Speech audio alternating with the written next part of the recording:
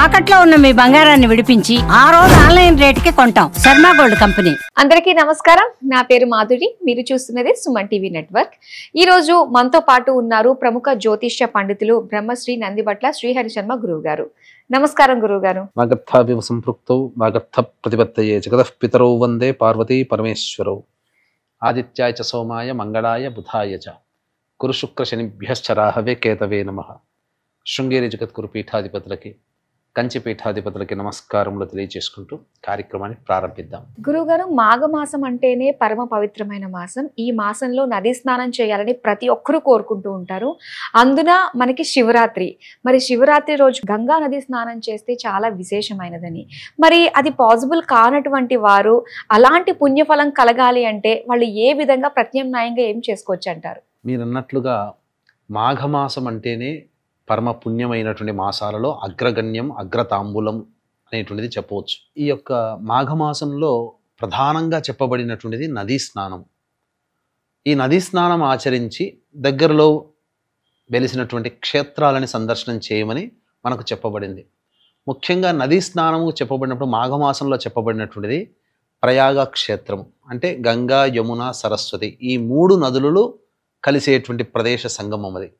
అక్కడ స్నానం ఆచరించి మాధవేశ్వరుని దర్శనం చేసుకోవడం, అమ్మవారిని దర్శనం చేసుకోవడం, ప్రయాగలో ఉన్నటువంటి కొలువైనటువంటి ఈశ్వరుణ్ణి ఇలా దర్శనం చేసుకుని విష్ణు భగవాన్ని కూడా దర్శనం చేసుకోమని మనకు శాస్త్రం చెప్పబడి ఉంది.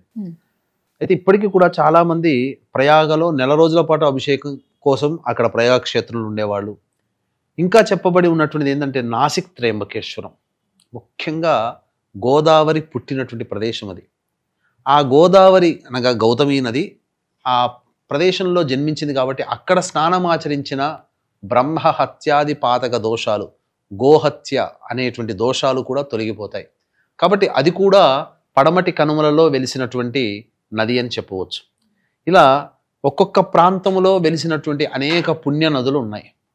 ప్రతి పుణ్య నదిలో స్నానం ఆచరించడం వల్ల గంగా స్నాన ఫలితం అనేటువంటిది మాఘమాసంలో కలుగుతుంది. ఎందుకనంటే శాస్త్ర ప్రకారము ప్రతి నదిలో ఈ మాఘమాసం అంతా కూడా గంగా నది యొక్క పుణ్యము నిక్షిప్తమై ఉంటుంది.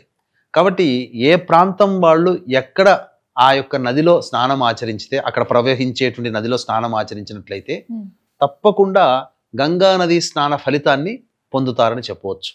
అయితే ఇప్పుడున్నటువంటి పరిస్థితుల్లో ఎవరు కూడా నదిలో చుట్టుపక్కల ఉన్న వాళ్ళు వెళ్ళగలుగుతారు. హైదరాబాద్లో నది లేదు, వైజాగ్లో నది లేదు, అలాగే కొన్ని ప్రాంతాలలో నదులంటూ ఉండవు. అటువంటి వాళ్ళు ఎలా? చాలామందికి ఈ సందేహం వస్తుంది.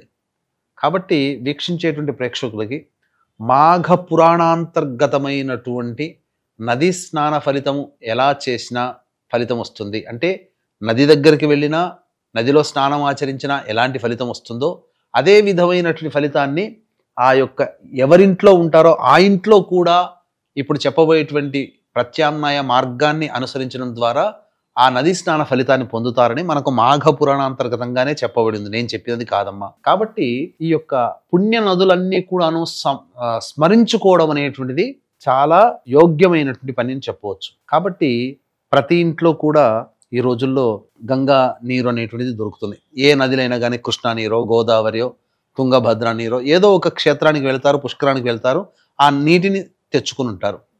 ముఖ్యంగా పూజా స్టోర్స్లో ఇప్పుడు గంగా నది దొరుకుతుంది. సాక్షాత్తు అక్కడ ఉన్నటువంటి ఈ పరమేశ్వరుని హిమాలయంలో ఉండే మానస సరోవరం గంగ కూడా కలిగేటువంటి మనకు హరిద్వార్ గంగ కూడా మనకు దొరుకుతుంది. కాబట్టి ప్రత్యామ్నాయ మార్గాలు మనకు చాలా ఉన్నాయి. కాబట్టి ఇప్పుడు ఎవరైనా కానీ ఈ యొక్క గంగని మనం తెచ్చుకోవచ్చు. ముందుగా స్నానం ఆచరించేటప్పుడు ఈ యొక్క బకెట్ ఉంటుంది కదమ్మా, బకెట్లు నీళ్లు చేస్తారు కదా, ఆ బకెట్ నీళ్లలో పసుపు వేయాలి, గళ్ళ ఉప్పు, ముఖ్యంగా గళ్ళ ఉప్పు, ఆవు పంచకం, గోపంచకం, తర్వాత ఏ నది జలమైనా వేయవచ్చు. ముఖ్యంగా గంగా నీళ్ళైనా కానీ తీసుకొని ఆ కొన్ని నీళ్లు ఒక 4-5 స్పూన్లు ఆ నీటిలో వేసి ఇప్పుడు చెప్పబోయేటువంటి నదుల పేర్లని జాగ్రత్తగా రాసుకోండి. వీక్షించేటువంటి ప్రేక్షకులు కూడా తప్పులేదు, జాగ్రత్తగా రాసుకొని ఆ విధంగా చెరుకుగడ దొరికితే మంచిది. చెరుకుగడ దొరికితే ఆ చెరుకుగడతో ఆ విధంగా కలియ తిప్పుతూ ఆ నది పేర్లని స్మరించుకోవాలి. అంటే చెరుకు గడతోటే సాధ్యం అంటారు, అది ఉంటేనే? అది ఉంటే మంచిది, లేకపోతే కనీసము దానిమ్మ పుల్ల అని కూడా ఉంటుంది. ఓకే. మనకు దేవతా సంబంధమైనటువంటి వాటిట్లో దానిమ్మ పుల్ల లేదా తులసి కాండము వీటినైనా తీసుకోవచ్చు, ఇది శ్రేష్టం. ఇప్పుడు చెరుకు దొరుకుతుందా, చెరుకు గడైనా, లేకపోతే దానిమ్మ పుల్ల తులసి సంబంధించింది, లేదా రావి పుల్ల, మేడి పుల్ల, మర్రి పుల్ల, జువ్వి, మోదుగా వీటికి సంబంధించినటువంటి కాండములు వచ్చినా తీసుకోవచ్చు. తీసుకొని ఇప్పుడు ఏ విధంగానంటే ఇప్పుడు చెప్పబోయేటువంటి పేర్లన్నీ కూడాను చెప్పుకుంటూ ఆ విధంగా చెప్పిన తర్వాత స్నాన విధానం కూడా మీకు తెలియజేస్తాను. వీక్షించేటువంటి ప్రేక్షకులకి గమనిక, ఈ యొక్క సంబంధించినటువంటి విధానాన్ని చాలా జాగ్రత్తగా వినండి. ఏమా పేర్లు అనంటే మాఘ పురాణాంతర్గతముగా చెప్పబడినటువంటి పేర్లేనండి. అందులో ముఖ్యంగా నందిని, మందాకిని, నళిని, తామ్రపర్ణి, భీమరథి, గంగ, యమున, వేత్రవతి, పంపానది, కృష్ణవేణి, మహేంద్రతనయ, గోదావరి, నర్మది మొదలైనటువంటి పద్మాక్షి మొదలైనటువంటి మహానదులు. తదనంతరం భగీరథి, గంగ నుంచి వస్తుంది, హరిద్వార్ నుంచి వస్తుంది భగీరథి. భగీరథి, గంగ, నర్మద, యమున, సరస్వతి, కృష్ణవేణి, బాహుద, భీమరథి, తుంగభద్ర, రేణుక, మలాపహారి, కావేరి, కృతమాల, తామ్రపర్ణి, విశోక, కేశకి, గండకి, విచిత్రక, వశిష్ఠప్రవర, కాశ్యపి, సరయు, సర్వపాపహరి, కుశావతి, ఫల్గుని కరతోయ, పుణ్యద, ప్రణీత మొదలైనటువంటి ఈ పుణ్యనదుల పేర్లన్నీ కూడా స్మరించుకోవాలమ్మా. ఇవన్నీ పేర్లు రాసుకోవచ్చు, స్మరించుకొని తదనంతరం ఆ పేర్లను చదువుతూ ఇవన్నీ పేర్లు చదివి గంగేచ యమునే కృష్ణ గోదావరి సరస్వతి నర్మదే సింధు కావేరి జలేస్మిన్ సన్నిధింకురు అనే శ్లోకాన్ని చదువుతూ ఈ నామాలని చదువుతూ ఆ యొక్క పుణ్య నదులలో ఉన్నటువంటి శక్తి అంతా నేను స్నానమాచరించే ఈ యొక్క గోళములోని నీటిలో ప్రవేశము చేయాలి. నేను స్నానమాచరించడం వలన ఆ యొక్క గత జన్మ కర్మదోషము, పురాకృత, ప్రారబ్ధ, సంచిత కర్మదోషములన్నీ, దృఢ అదృఢ కర్మదోషములన్నీ కూడాను తొలగిపోవాలి అని చెప్పి అందులో నల్ల నువ్వులు వేసి స్నానం ఆచరించాలి. స్నానం ఆచరించేటప్పుడు కూడా భావన ఏ విధంగా చేయాలో తెలియజేస్తాను. వీక్షించేటువంటి ప్రేక్షకులకి గమనిక, ఈ యొక్క మహాశివరాత్రి సందర్భంగా ఈ నెల 26, 27వ తారీఖు రోజున మహిమాన్వితమైనటువంటి కాశీక్షేత్రంలో జాతకరీత్యా కలుగు విద్య, వివాహ, ఉద్యోగ, దాంపత్య, సంతాన, అనారోగ్య సమస్యల నివారణకి సర్వదోష నివారణ హోమాలు, అలాగే గత జన్మ కర్మదోషములు ఉండడం వలన ఈ జన్మల్లో సమస్యలు కాబట్టి కర్మదోష నివారణ తిలహోమాలు, ఈ 2025వ సంవత్సరం మొత్తం కూడా శని ప్రభావం అన్ని రాశుల వారికి ఉంటుంది కాబట్టి శనిదోష నివారణ హోమాలు పర్ హెడ్ 3,100 రూపాయలకి 2 రోజుల పాటు నిర్వహించడం జరుగుతుంది. అవకాశం ఉన్న వాళ్ళు కార్యక్రమ తదనంతరం కాంటాక్ట్ చేసి మీ గోత్రనామాదులు నమోదు చేసుకోవచ్చు.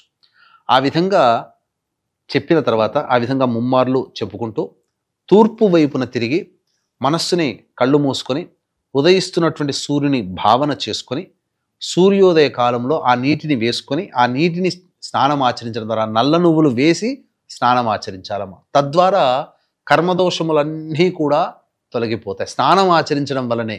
ఇలా చేయడం వల్ల అవుతుందా అని చాలామంది క్వశ్చన్ వేయవచ్చు. ఇవన్నీ కూడా శాస్త్రాంతర్గతంగా నిరూపితమై చెప్పబడినటువంటిది కాబట్టి అందరు ఇప్పుడంటే వెళ్ళగలుగుతున్నారు, పూర్వకాలంలో వెళ్ళలేరు కదా. ఆ కాలంలోని వాళ్ళందరూ కూడా ఇదే విధానాన్ని పాటించి చూపించారు. కాకపోతే ఒక జనరేషన్ గ్యాప్లో ఇవన్నీ విషయాల్ని మర్చిపోయాం.